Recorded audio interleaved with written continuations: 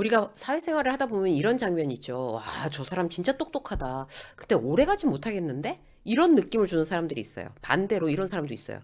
그냥 뭐 무난하고 튀는 건 없는데 굉장히 꾸준하게 갈 것 같다. 이런 느낌이 드는 사람도 있죠. 나중에 보니까 이제 핵심 인력이 돼 있는 이런 사람도 있단 말이에요. 오늘 강의의 핵심은 이겁니다. 재능보다 중요한 건 바로 태도. 예, 재능은 눈에 띄지만 태도는 시간을 견뎌야 되는 거죠. 이건 위로도 아니고요. 의욕 고취형 문장도 아니에요. 그냥 현실이에요. 아주 냉정한 팩트란 말이죠. 우리가 재능이 없다고 느껴질 때 있잖아요. 그래서 막막하고, 아, 진짜 나는 뭐 이렇게 똑별나게 제대로 하는 게 없냐. 자기 자신이 한심하고 위축되는 경우가 있어요. 뭐 저 역시도 마찬가지예요. 유튜브를 하거나 이제 기업 강연을 하면서 나름 열심히 하고 있다라고 하는데 정말 잘하는 사람들의 어떤 그런 강연, 그런 유튜브를 이렇게 보면서 재능 아니면 뭐 설명할 길이 없는 거예요. 아, 그렇구나. 그리고 아주 좋은 책을 이렇게 읽잖아요. 그러면 와, 진짜 이거는 정말 타고났구나. 뭐 이런 느낌이 드는 거. 그게 저 스스로 굉장히 위축되게 만드는 그런 경우들이 있죠. 근데 그렇게 위축돼 봐야 좋을 게 뭐가 있겠어요? 아무것도 없어요, 사실. 직장 생활 하는 여러분들도 마찬가지 경험을 하실 거예요. 그렇게 우리가 위축되고, 아, 막 기죽을 때, 우리가 어떤 거를 떠올려야 우리 스스로를 다시 어깨를 이렇게 딱 펴주고, 길을 살려주고, 다시 앞으로 나아갈 수 있도록 스스로를 다잡게 할 수 있을까? 이제 이런 부분에 대해서 오늘 여러분들과 함께 나눠보도록 하겠습니다. 자, 첫 번째, 재능은 출발선일 뿐이다. 선언하세요. 재능은 중요하죠. 부정하지 않아요. 말 잘하는 능력, 뭐 기획 센스, 숫자 감각, 사람 파악 능력 이런 건 다 출발선을 어떻게 해요? 앞당겨줘요. 먼저 출발하게 한다는 거죠. 그런데 출발선이 앞서 있다고 해서 완주가 보장되는 건 아닙니다. 예를 들어서 이런 거예요. 회사에서 신입 때 에이스 소리 듣는 직원들 있죠. 뭐 보고도 빨리 하고 아이디어가 좋고 상사 눈에 팍팍 띄는 거예요. 그런데 3년 뒤에 보면 어떨까요? 정말 계속 에이스로 달리고 있을까요? 안 그런 경우도 많아요. 예, 피드백에 너무 예민하다든지, 반복되는 일에 흥미가 없다든지, 실수하면은, 그거 원래 제 거 아니었어요. 이렇게 얘기하든지. 그래서 대단히 이기적인 태도를 취해서 팀워크를 만약에 해친다거나, 이러면 뭐, 대단히 이제 나중에 출발선이 아무리 재능이 있어서 일렀다 하더라도, 뭐 뒤로 밀리는 거죠. 또 이런 직원에 대해서 고민을 털어놓은 리더도 봤어요. 아이디어가 참 좋아요. 정보 파악하는 능력도 뛰어나요. 그러니까 신입인데도 막 부장이 끼고 도는 거예요. 그래서 나는 팀장인데 나한테 와서 얘기도 안 하고 부장이 이뻐하니까 막 부장한테 가서 바로 아이디어 얘기하고 일을 진행시키고 그러니까 이제 저한테 고민을 털어놓던 그 팀장이 열받아서 왜 보고하지 않느냐고 얘기를 하니까 아, 보고 드리고 이렇게 막 단계를 거치면 시간도 걸리고 그렇게 지체되면 부장님이 안 좋아하시니까 그래서 그랬다고 얘기를 하더라는 거예요. 결국 팀에서 관리하겠어요, 그 직원? 관리 못 합니다. 재능은 시작을 빠르게 해주지만 목적지까지 뭐 제대로 데려다 준다고 개런티 되지 않아요. 결국 승부를 가르는 건 뭐예요? 경로를 지키는 태도입니다. 그래서 우리는 내 재능에 대해서 실망하게 되더라도 그건 어쩔 수 없고 더 중요한 태도를 전문가하는 노력. 이게 결국 우리를 성장시키는 거예요. 이게 핵심 포인트인 거죠. 자, 두 번째, 태도는 반복을 가능하게 만듭니다. 실력이 쌓이는 과정. 어때요? 재밌으세요? 재미없어요. 지루하잖아요. 똑같은 일의 반복. 만약 영어를 이제 공부를 해야 된다. 무슨 시험을 봐야 된다. 그래도 하루에 2시간씩 꼬박 앉아서 공부를 해야 되고. 뭐 또 다른 어떤 자격증을 딴다. 3시간씩 꼬박 앉아서 있어야 되고. 일도, 업무도 마찬가지잖아요. 아침에 출근해서 해야 되는 똑같은 패턴의 일을 매일매일 반복하는 거죠. 그렇게 하면 이제 지루하니까, 아, 이 일은 나랑 안 맞아. 어? 더 잘하는 일을 찾아야겠어. 이렇게 착각할 수 있어요. 아니요. 대부분의 실력은요, 재미없는 구간을 반드시 통과해야 됩니다. 자, 예를 들어 볼게요. 보고서 잘 쓰는 사람들의 공통점이 뭘까요? 처음부터 잘 썼어요? 아니에요. 맨날 깨지고 빨간 줄 막 그어지고 다시 써라는 말을 견디고 야 정말 수준 이하다 이런 말까지 견디고 응? 예전에 제가 회사 다닐 때 그 호치키스로 찍어놨는데 그거 이렇게 풀러서 직장 상사가 그냥 뿌리고 막 이랬었어요 보고서를. 그러면 이제 그걸 하나씩 다시 줍는 거죠. 이 도망치지 않고 반복한 태도가 결국 실력을 만들어냅니다. 이 시간을 견디게 하는 건 흥미가 아니라 태도죠.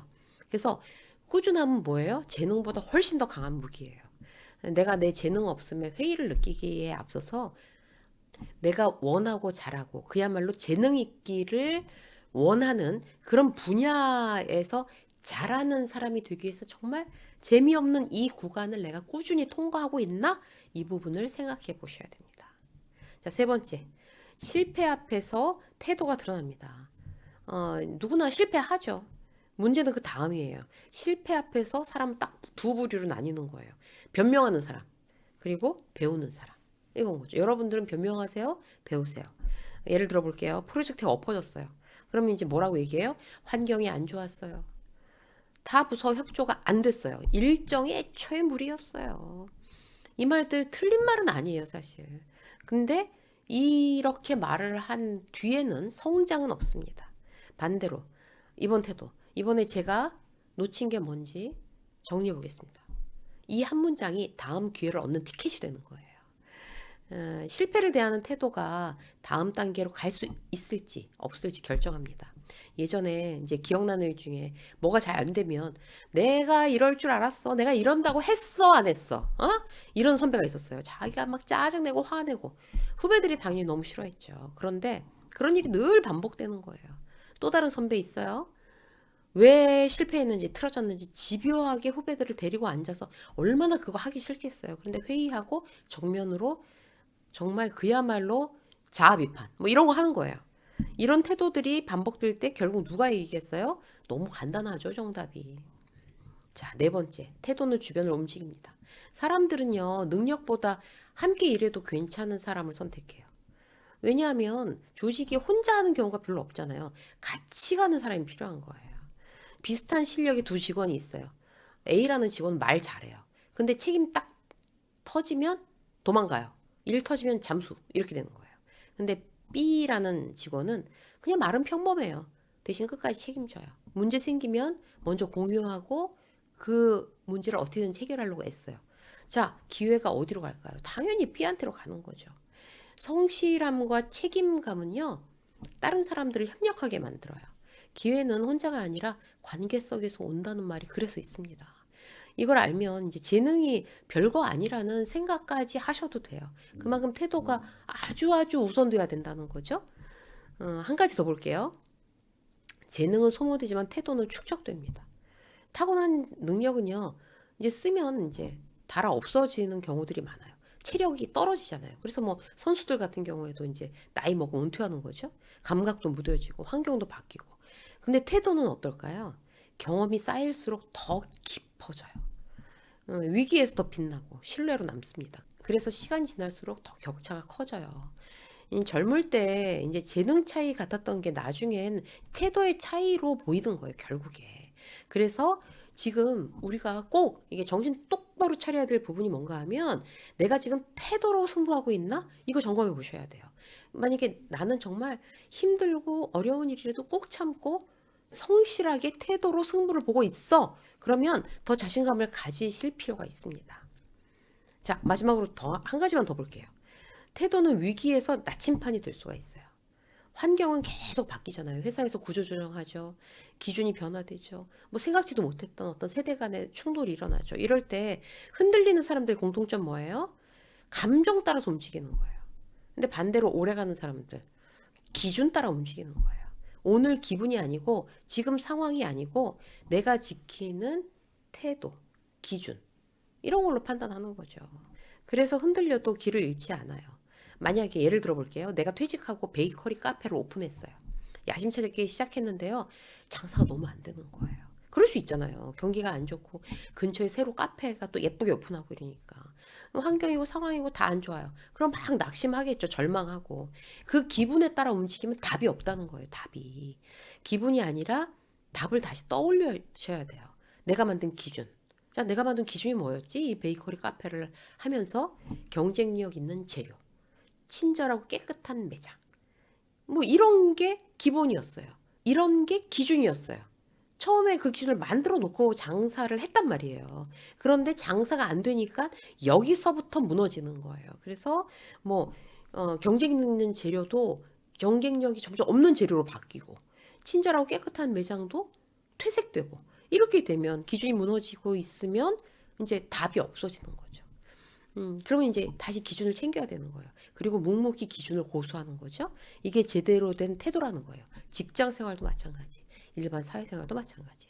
그런 사람들이 극소수라는 게 바로 이제 얼마나 이 태도와 기준을 지키는 게 힘든가를 이제 보여주는 어떤 그런 현상입니다. 결국 태도가 삶의 품격이죠. 어떻게 하느냐. 내가 어떤 태도를 가지고 있냐가 그 사람을 만들어요. 결과는 시간이 지나면 잊히지만 과정에서의 태도는 기억되죠. 그래서 그 기억이 이제 다른 사람들한테는 신뢰로 남는 거예요. 재능을 증명하려고 애쓰기보다는 태도를 선택하시자고요. 재능을 넘어서는 태도를 선택할 때 삶은 우리가 원하는 바를 배신하지 않습니다. 그래서 거기에 대해서 우리가 조금 더 신뢰를 할 필요가 있어요. 오늘도 태도로 승부하는 여러분들을 응원하겠습니다. 유세미의 직장서 오늘 여기까지 하겠습니다. 고맙습니다.